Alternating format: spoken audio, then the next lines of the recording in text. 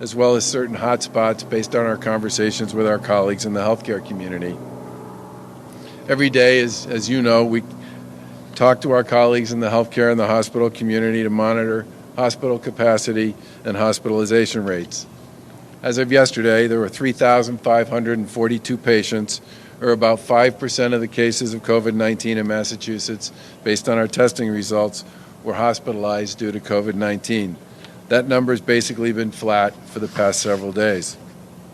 As I said yesterday, we're also encouraged by the trend associated with hospitalizations. We're still very much in this fight with COVID-19, but it is encouraging to see some positive progress. As we come through the other side of this and determine our next steps for a path forward, we need to see those numbers continue to drop. Our goal, starting on May 18, is to begin reopening certain types of businesses in a limited fashion, where it can be done more safely than under normal operations. But this phased-in process can't begin until we see sustained downward trends in many of the data elements that we talk about every day. The data we're looking at includes several factors, such as positive test rates, hospitalization rates, and fatalities. Another critical data point we're monitoring is the number of hospitals that are treating patients under so-called surge conditions. What that means is that several weeks ago, when we canceled elective surgeries, we worked with our healthcare providers to add more beds and more staff to the system to cope with the increase in COVID-19 patients. This was done in several ways, as we've already discussed. Field hospitals were set up, wings of some hospitals that were dormant were brought back online, and healthcare providers actually converted parts of their facilities to treat COVID-19 and ICU patients. Right now, a significant number of hospitals are still very much relying on these temporary spaces and beds. We need to have more and more patients recovering and moving out of hospital-level care so that hospitals can return to what we would describe as a more normal level of activity. The phased reopening, where only certain industries begin to reopen that we're planning for now, can't move forward until we see progress on surge capacity among some of those other elements.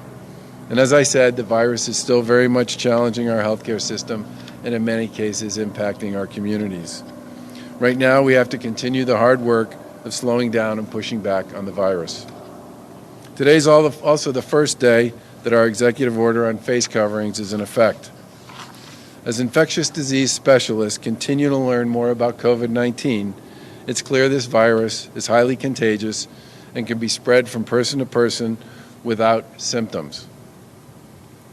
I want to repeat that. This virus can be spread from person to person without symptoms.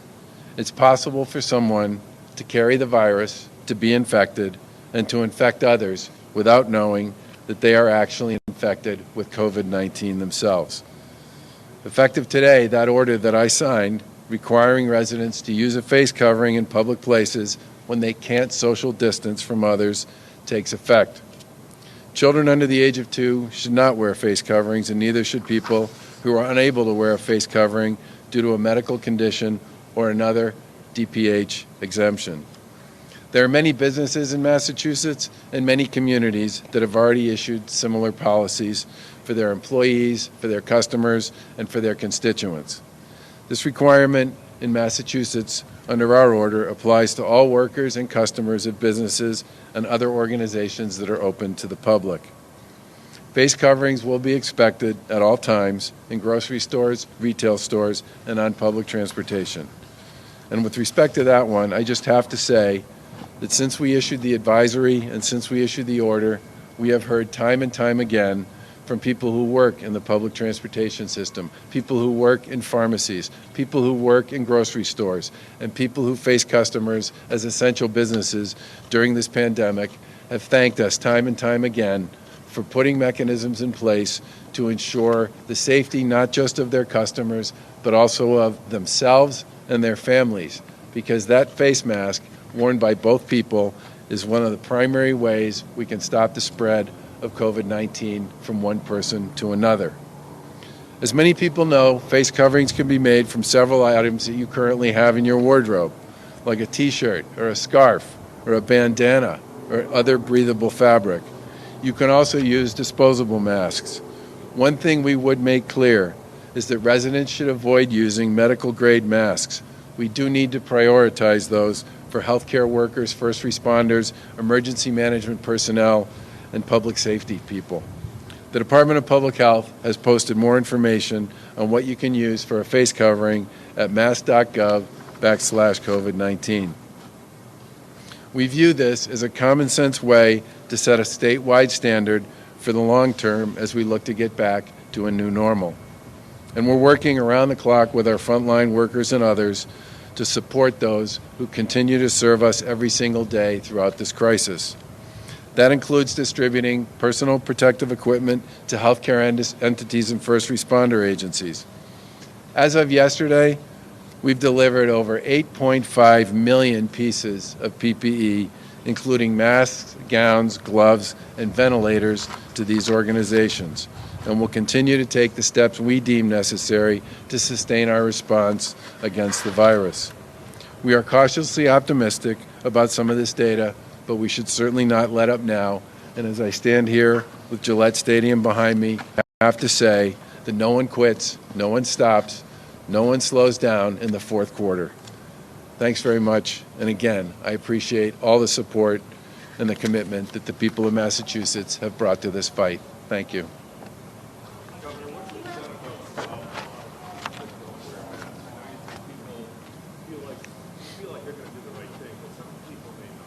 Well, two of the things we did with the executive order was, number one, we gave store operators and store owners the authorization to make a decision about how they want to handle this if customers aren't wearing face coverings. And they can do that through a variety of means and mechanisms. And we also gave our colleagues in local government the ability, if they see people not doing the right thing, to execute on that as well. And we gave them the ability up to a certain level to issue both warnings and fines. It's my hope and my expectation that that won't be necessary. I can tell you that many of the communities that have issued similar guidance or advisories or orders to the ones that we've issued have said that for the most part they've issued a few warnings. Almost nobody's issued a fine. But the big thing they've said over and over again is you have to communicate why it's important. You have to put signage up so that people know and recognize where it's expected, and that people, for the most part, comply, which is what you would expect.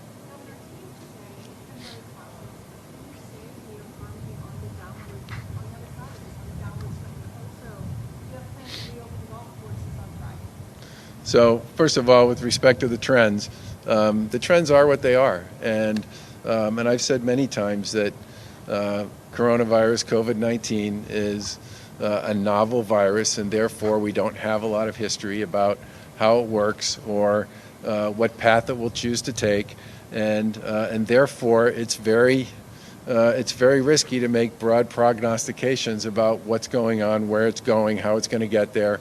So much of what we know about this virus has changed in the last 60 days. Some people might even say that everything we know about this virus has changed in the last 60 days. So when I say here that we have seen encouraging trends, that's because I'm talking about the past. I'm not going to speak to the future. The future is going to be what it's going to be. What I will say is that if people continue to do the things they've been doing so well for the course of the past 60 days, as difficult as those things are, we have seen a significant reduction in what people originally thought both the level of hospitalization was going to look like, the level of ICU service requirements was going to look like, and the number of people who were going to pass away was going to look like. And that is purely attributable to the work that people in Massachusetts have done to slow the spread. And that I can speak directly and definitively to. The stuff going forward is going to be what it's going to be, but people need to keep doing the things that got us to this point if we want to see that downward trend continue.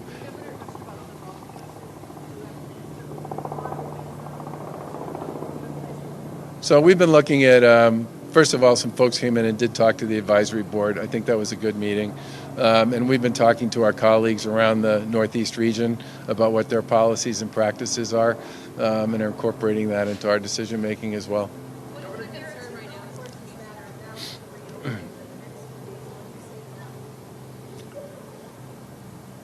let's hope and anticipate that people don't start breaking the law. That would be a bad thing. Governor, Boyles different moving parts. They don't really want to get involved in this golf course open, the Boyles, they really don't want to get involved because the mask and all that they do. This golf course owner is going to open, so what's going to happen? I'm not going to speak to hypotheticals on stuff like that. I never do. Governor, you said the numbers are flat.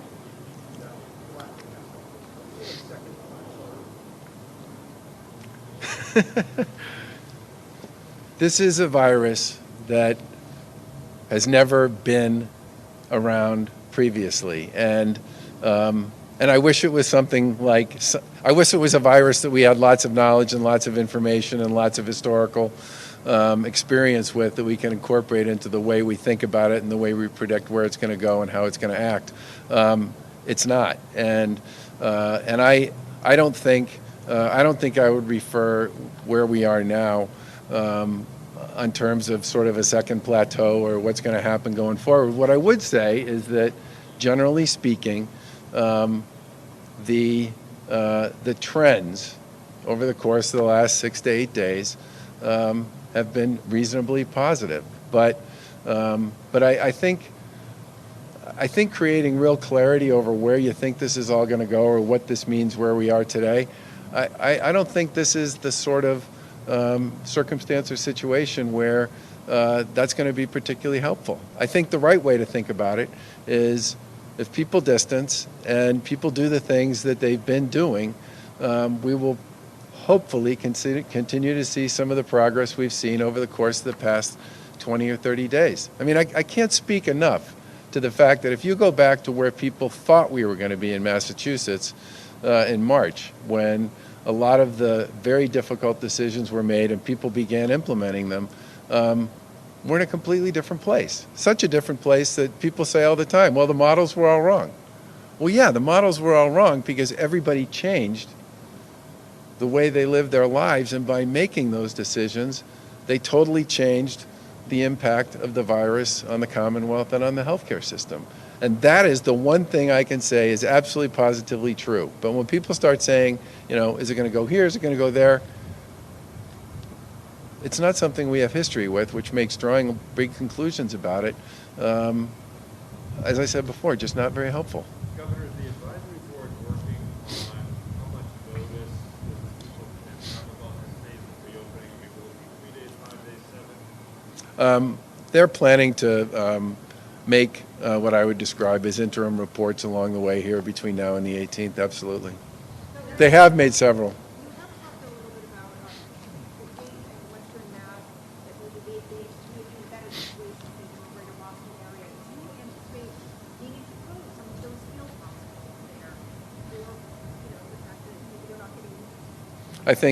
I think you'll likely see some decisions made over the course of the next several days, if in fact the trends we've seen so far continue with respect to some of that ancillary capacity that we developed. Yeah. Governor, some are asking why, when state police will live graduation ceremony when high schools Yeah. can't do that. So we are in desperate need of more state police troopers on the roads supporting our communities here in Massachusetts. This is the largest class of academy graduates in 25 years, and frankly, it's almost twice the size of the typical class. And we need every single one of those people to be out there working, and they can't get out there and work until they get sworn in.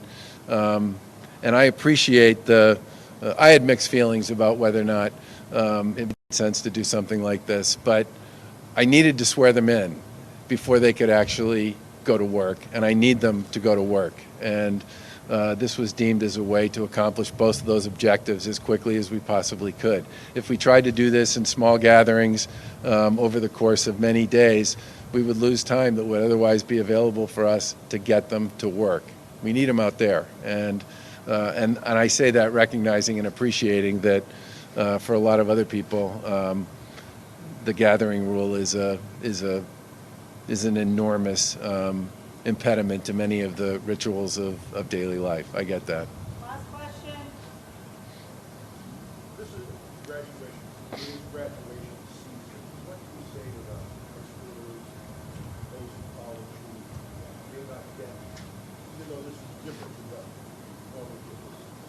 Yeah, I mean, there was no family here. There were no friends. It was just an empty place. Look,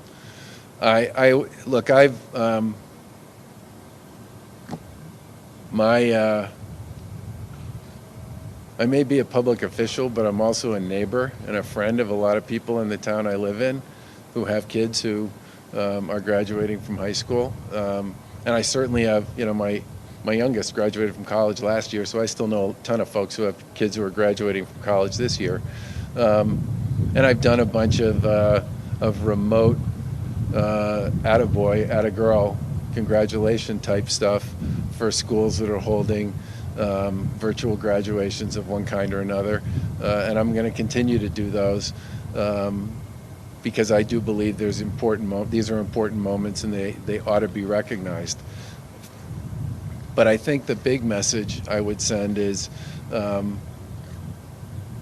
graduated from high school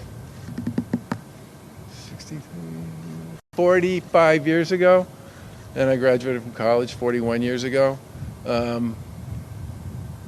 What I really remember, and I say this when I actually give commencement addresses, what I say when I think about this is it's not as important as that moment may be. What I really remember mostly about all of that are the experiences and the friendships and the learning and the relationships I had with professors and teachers and all the rest that came with the experience. The sports that I played, the teammates I had, that's the stuff over time that ultimately sticks. And I am more than well aware of the importance of the ritual and the ceremony and the opportunity to cap off a high school or a college career. And it kills me that all these kids who were planning to rely on this spring season in many cases to sort of round out their athletic career or their academic career or participate in the last school play they were going to get to do or play in a band or whatever it might be. And not being able to do all those things is just grim and unfortunate. But the flip side of that is we are now talking about good news over the course of the past week or so with respect to dealing with a virus that would have expected to be in a much different place if we hadn't made the decision we made to not do a lot of this stuff. And I've never said I felt like we were making good choices. I thought we were making were the least worst ones. And that's been true in many respects on a lot of things. And all these issues associated with graduations and gatherings and spring sports and all the rest they're part of the package.